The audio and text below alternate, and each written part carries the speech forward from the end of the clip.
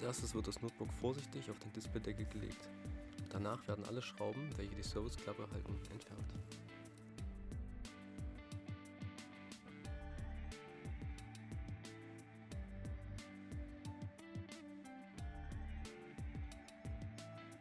Den Akku bitte immer vom Gerät trennen.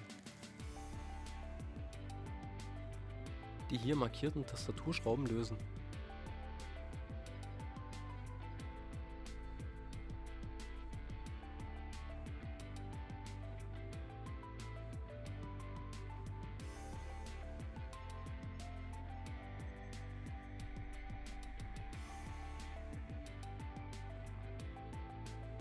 Mit einem dünnen Werkzeug, zum Beispiel einer stärkeren Bohrklammer oder einem dünneren Schraubenzieher, gegen eins der beiden Gewinde, die Tastatur, aus ihrer Fixierung drücken.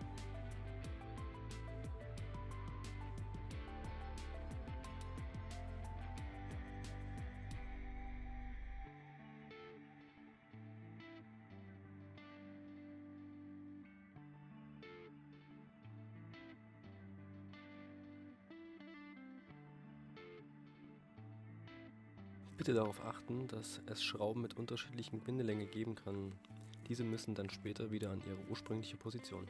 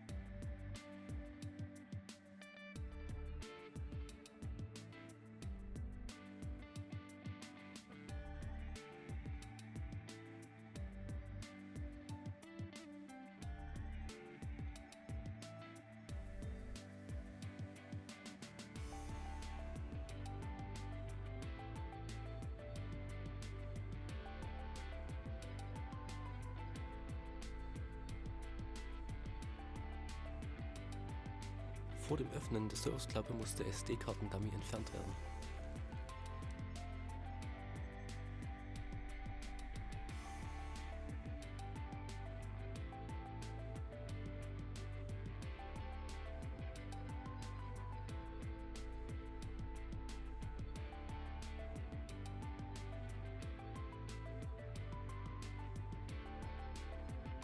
An diese Schnittstelle passen Datenträger mit dem Formfaktor 2,5 Zoll und einer Bauhöhe von 7 mm.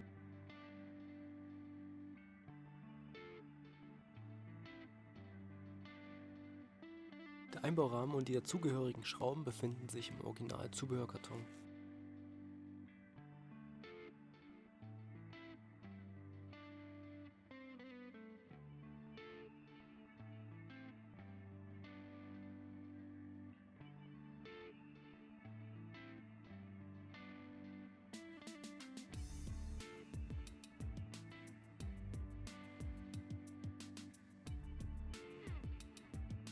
Der Datenträger wird nun vorsichtig in den Steckplatz geschoben und gegebenenfalls fixiert.